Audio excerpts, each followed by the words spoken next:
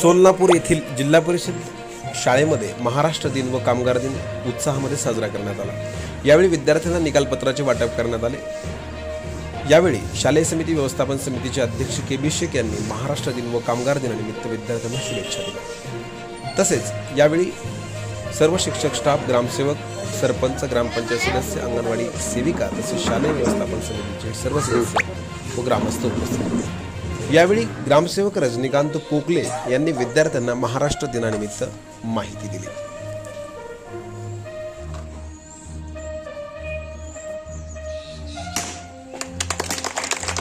महाराष्ट्र स्थापन झाला होता। संयुक्त गुजरात आणि महाराष्ट्र असे राज्य मिळून होते, पण आज स्वतंत्र महाराष्ट्र 1 मे 1960 रोजी महाराष्ट्राची स्थापना झालेली आहे। महाराष्ट्राच्या स्थापनेपासून महाराष्ट्राने खूप प्रगती केलेली आहे आणि संयुक्त महाराष्ट्र झालं तेव्हापासून आतापर्यंत महाराष्ट्राने भारताच्या पूर्ण राज्यामध्ये प्रगती करून आपले नाव रोशन केलेले आहे।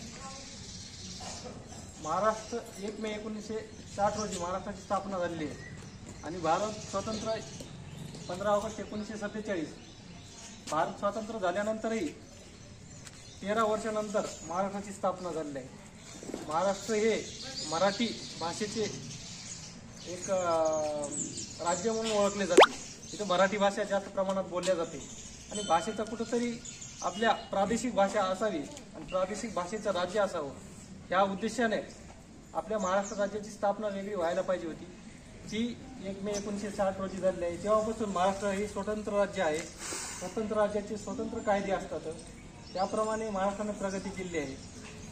त्याच्यामुळं आपण स्वतंत्र भाषिक राज्य